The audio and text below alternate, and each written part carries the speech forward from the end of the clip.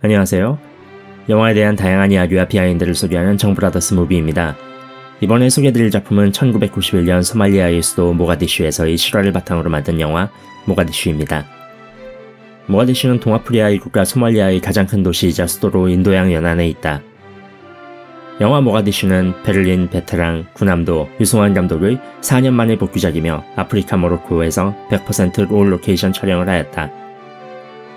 실제로 모가디슈 제작진은 여행금지 국가로 지정되어 방문할 수 없는 소말리아 모가디슈 대신 이국적인 풍광을 재현할 수 있는 공간을 찾아내기 위해 장장 4개월간 아프리카 로케이션 헌팅 과정을 거쳤고 미션 임파서블 로그네이션, 글래디에이터, 인셉션 등에 참여한 현지 로케이션 매니저 추천으로 모로코의 에사우이라 지역이 촬영지로 선정됐다.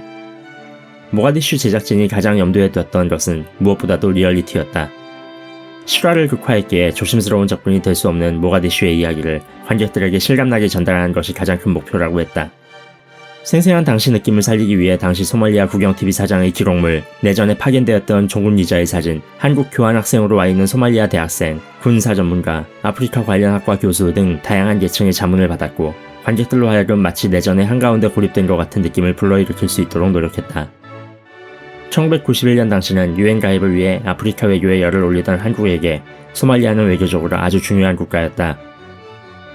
모가디슈에서 김윤석이 맡은 한신성 주 소말리아 대사의 실제 인물은 현재 우리나라 나이로 85세인 강신성 당시 주 소말리아 대사이다. 서울대 영문과와 옥스퍼드 대학교를 졸업한 강신성 대사는 퇴임 후인 2006년 소말리아에서의 경험을 다룬 장편소설 탈출을 문학공간에 발표하면서 등단해 소설가로 변신했다. 강신성 대사는 2007년도에 소설 붕장어를 펴냈다. 2014년에는 고도를 차려서라는 책이 전자책으로도 나와 있다. 허준호는 모가디슈에서 주 소말리아 북한 대사관의 리명수 대사 역할을 맡아 냉철하고도 카리스마 있는 모습을 선보일 예정이다. 극중 리명수는 대한민국과 유엔 가입을 경쟁하며 외교학 출전을 벌이는 인물이다. 허준호는 처음 시나리오를 읽고 소마리오 해적이 왜 탄생했는지 알게 되면서 그 나라를 이해하게 됐다라고 했다. 영화 모가디슈에서 주 소말리아 북한 대사관의 리명수 대사의 실제 이름은 김용수이다. 남북대사 동반 탈출을 그린 실화를 바탕으로 한 영화 모가디슈의 배경은 소말리아에서의 내전이 발발하면서 시작된다. 모가디슈 실화 배경 사건은 1990년 12월 30일 오후 2시께로 거슬러 올라간다. 소말리아 수도인 모가디슈 시내 서북 방향으로부터 갑자기 쿵 하는 둔중한 대포 소리가 지축을 흔들었다. 소말리아 반군 세력 중 하나로 아이디드 장군이 이끄는 USC가 바레 정권의 장기 독재에 반기를 들어 수도 침공에 나선 신호탄이었다. 서쪽에서 불붙은 시가전이 확산되었고 대통령궁 외곽을 중심으로 정부군과 반군의 교전이 본격화되었다. 급기야 도시 전체가 혼돈의 소용돌이에 휩싸이기 시작했다. 설마 했던 내전이 마침내 발발한 것이었다. 이틀 후인 1월 1일 김윤석이 맡은 모가디슈 영화 내에서 한신성 주 소말리아 대사, 실제로는 강신성 주 소말리아 한국 대사는 서울 본부에 텔렉스를 넣었으나 불통이었다. 전화 자체가 먹통이 됐다. 설상가상으로 대사관 차량인 현대 스텔라 프리마를 대낮에 무장괴한에게 탈취당했다. 신상의 위험을 느낀 강 대사는 대사관 사무실을 닫고 군인 경찰들이 지키는 관저로 직원들을 모두 피신시켰다. 강 대사와 계모 참사관, 김 사무원 부부, 현지 교포 이모씨, 가족 3명 등 모두 7명이었다. 관저에 모인 대사관 직원들에게는 식량이 최대 문제였다. 기존 경제 질서가 무너지면서 돈이 있어도 식량을 구할 수가 없었다. 시내 곳곳에 게릴라전이 이어지면서 외교 공간과 사택이 약탈 대상이 됐고 강 대사는 초조해지기 시작했다. 당장 관저를 떠나서 갈 곳이 마땅치 않고 버티자니 어떤 봉변을 당할지 알 수 없었다. 1월 4일 낮 12시 이번에는 관저를 무장괴한들이 습격했다. 장총을 든 무장괴한 4명이 대문을 깨고 진입을 시도했다가 경찰 1명이 총을 발사해 이를 격퇴했다. 그러나 곧이어 옆집을 털던 괴한 3명이 뒷담을 넘어 기어들어오려고 시도했다. 강 대사는 사방에서 위험이 다가오고 있음을 느꼈다. 이튿날 강 대사는 아탄 공항 수비대장을 찾아가 전날의 관저 피습 사건을 전하고 도움을 청했다. 처음에는 난색을 보이던 수비대장은 미리 준비해간 $300를 받고는 경찰 8명을 지원해줬다. 7일 정오께 모가디슈 공항에 구조기가 온다는 소식을 접한 강대사 일행은 황급히 짐을 챙겨 공항으로 나갔다. 그러나 이미 구조기가 출발한 직후였다. 공항 자체가 이미 위험한 탓에 미리 대기 중이던 이탈리아 시민만 태우고 불과 5분 만에 떠난 것이었다. 강대사 일행은 낙담했다. 앞뒤가 완전히 막혀 어찌할 수 없는 형국이었다. 그러다가 강대사 일행에게 모처럼 기회가 찾아왔다. 모가디슈와 케냐 나이로비 관제탑 간의 교신 시스템을 이용해 구조 요청을 한 결과 9일 중 한국 정부에서 보내준 구조기가 모가디슈에 갈 것이니 대기하라는 연락이 왔다. 모두 환호성을 지르며 기뻐했다. 9일 오후 공항으로 나간 강대사 일행은 뜻밖에도 북한 대사관 일행을 맞닥뜨렸다. 강대사는 북측 김용수 대사에게 처음 뵙겠습니다. 한국 대사입니다. 반갑습니다. 라고 인사를 건넸다. 소말리아 외교부 구내에서 먼발치로 서로 한 번 본 적은 있지만 얼굴을 마주하고 인사한 것은 처음이었다. 그러자 김 대사는 이 난리통에 여유 만만하십니다. 넥타이까지 매시고 라고 다소 퉁명스럽게 반응했다. 북한 대사관 직원들이 공항에 나온 사정이 딱했다. 내전이 발발한 이래 북한 대사관이 무려 8번이나 무장강도의 침입을 당한 것이다. 특히 바로 전날에는 떼강도 20명이 들이닥쳐 부인과 아이들 목에 총을 들이대고 살해 위협을 하면서 차량과 살림살이를 모조리 가져갔다. 공간에 더 이상 머무르기 어려운 상황이었다. 북한 대사관 직원들과 같이 공항으로 나온 아드리안 게오르게 루마니아 대사도 사정은 마찬가지였다. 이런 상황 속에서 남북한 대사관 사람들과 루마니아 대사는 한국 정부가 보내주는 구조기에 함께 타기로 했다. 그러나 예정했던 오후 2시를 넘기면서 상황이 이상해졌다. 공항 활주로로 향하는 대합실 문을 소말리아 군사들이 잠갔고 구조기는 공항에 도착해 이탈리아 시민 200여 명을 태우고 10여 분 뒤 그냥 이륙해버렸다. 모가디슈 나이로비 공항 관제탑이 서로 교신하는 와중에 이탈리아 구조기를 한국 정부가 보낸 것으로 와전된 것이었다. 강 대사는 절망감에 몸이 무너지는 것 같았다고 회고했다.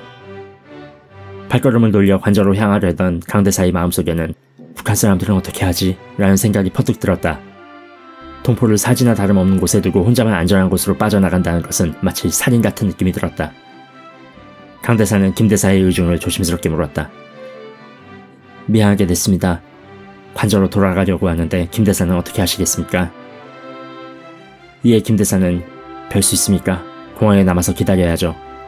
여기서 주구나 거기서 주구나 마찬가지 아니겠습니까? 라고 말했다. 북한의 김 대사는 다시 대사관으로 돌아갈 엄두가 나지 않는 모양이었다. 그러자 강 대사는 그러면 우리 집에 갑시다. 경찰들이 지키고 있으니 비교적 안전합니다. 라고 강하게 권했다. 김 대사는 잠시 직원들과 상의한 끝에 먼저 들어가시고 1시간 30분 후에 공항으로 차를 보내주십시오. 라고 했다. 김 대사는 강 대사 일행이 떠난 사이 묵을 장소를 여러 경로로 알아봤으나 허탕이었다. 결국 김 대사 일행은 강 대사 관저로 왔고 남북한 대사관 직원들은 결국 한 가족이 됐다. 구조기를 부를 수 있는 이탈리아 대사관과 교섭하는 게 급선무였다. 문제는 이탈리아 대사관이 대통령궁 인근에 위치해 정부군과 반군 사이의 격전장이었던 것이었다. 하지만 강 대사는 소말리아를 탈출하려면 이 방법밖에 없다고 판단해 이탈리아 대사관과 직접 교섭하기로 했다. 10일 일찍 아침 강 대사는 현지교포 이씨와 함께 이탈리아 대사관으로 향했다. 강 대사를 태운 벤츠는 시외각을 거쳐 총소리가 어지럽게 들리는 시내 중심을 통과해 이탈리아 대사관에 도착했다. 시카 이탈리아 대사의 첫 반응은 냉담했다. 자국 공관원들과 시민도 보호하기 버거운 판에 군식까지 떠안는 게 부담스럽다는 표정이었다.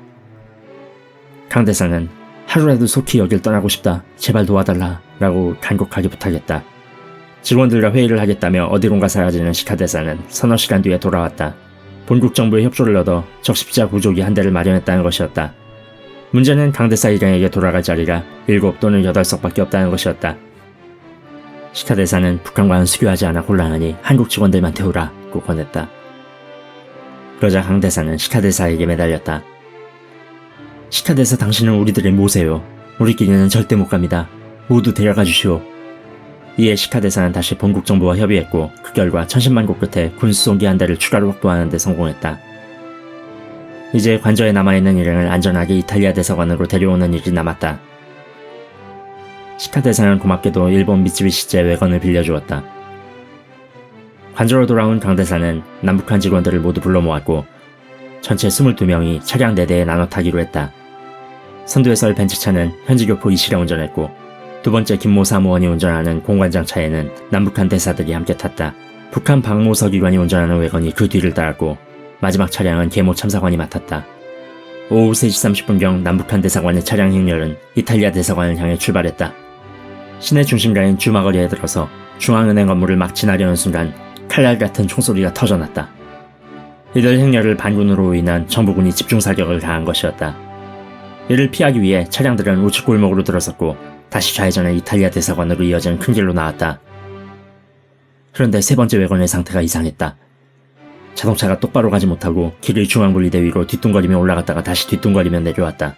300여 미터를 더 달려 선두차가 마침내 이탈리아 대사관 후문에 도착했고 남북한 대사를 태운 두 번째 차량이 약간 옆으로 돌아서 멈췄다.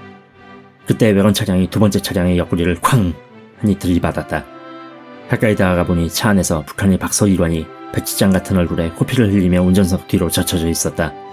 정부군이 쏜 총알이 운전석 좌측 옆구리 자체를 뚫고 굴절에 들어가 박서일관의 심장에 박혀버린 것이었다. 강대사 일행은 이탈리아 대사관으로 들어가자마자 박서일관을 대사관 1층 사무실 복도 우측 출입통제구역에 눕혔다. 그러나 답답한 숨을 몰아쉬던 박서일관은 끝내 숨을 거뒀다.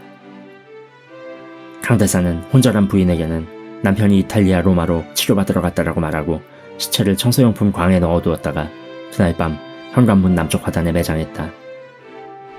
강대사는 매장할 때 박서일관의 머리를 한반도로 향하도록 눕혔다. 북한의 김대사는 직원들을 도열시킨 뒤 그대는 민족과 국가를 위하여 용감히 싸우다 희생한 우리들의 영웅이요 그대의 혼이여 편히 잠드시라 라고 조사를 읊었다.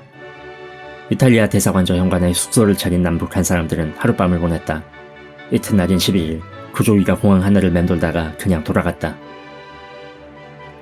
북한 측 숙소에 모인 남북한 사람들은 이런저런 얘기를 꽃피우며 서로의 동질성을 확인했다. 강대사가 먼저 북한에도 강씨가 많이 사느냐? 남남북녀라는 말은 들어는 봤냐? 북쪽에서도 문중을 따지느냐? 등의 화제를 던지며 가볍게 담소를 나눴다. 늦은 밤 잠자리에 들 무렵 남북한의 두 대사는 김대사의 손자에게 말을 걸면서 한층 가까워졌다.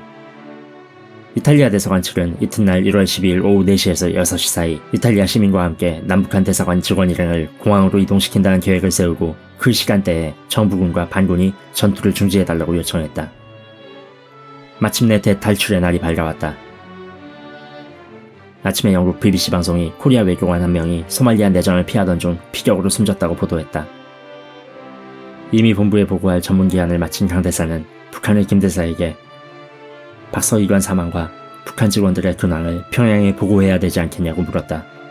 로마의 식량농업기구 북한 대표부를 통해 평양에 보고하라는 아이디어까지 제시했다.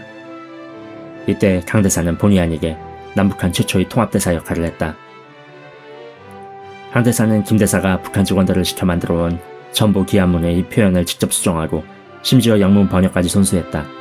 강대사는 자신이 서울에 보낼 전문과 북한 측 전문을 함께 들고 가 시카대사에게 타전해달라고 부탁했다. 정부군과 반군으로부터 정전 약속을 받아낸 이탈리아 대사관 측은 강대사 일행에게 출발 준비를 하라고 통보했다. 강대사는 시카대사에게 공항으로 가는 방탄버스에 북한 측 부인과 아이들만이라도 태워달라고 간청했고 결국 몸이 아픈 김대사 부인과 박서일관 부인 그리고 아이들 4명이 그 버스에 타게 됐다. 남북한 대사는 강대사 공관장 차량에 동승했고 나머지 직원들은 미니버스와 이탈리아 차량에 분승했다. 살얼음 같은 정적을 뚫고 큰 길로 나온 차량 행렬은 공항에 무사히 도착했다. 두 대의 구조기가 활주로에 대기하고 있었다. 한 대는 흰색 바탕에 빨간 적십자 표시를 한 적십자사 구조기이고 다른 한 대는 초록색이 얼룩덜룩한 군수송기였다. 남북한 직원들을 태운 차량은 군수송기로 향했다. 그때 갑자기 우레와 같은 소리가 들리며 땅이 흔들렸다. 활주로 밖에서 200여 명이 넘는 새까만 소말리아 인파가 수송기를 향해 죽을 힘을 다해 뛰고 있었다.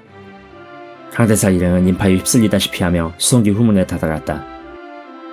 구조원의 손에 이끌린 강대사는 마침내 수송기에 오르게 됐다. 수송기 내에서 다시 만난 두 대사는 이제 안심해도 된다. 그간 고생이 많았다 라고 하며 서로를 위로했다. 장장 12일에 걸친 대탈출극이 마무리되는 순간이었다. 이제부터 우리가 알아서 하겠습니다. 현실의 제 위치로 돌아가야지요. 그럼 잘 들어가십시오.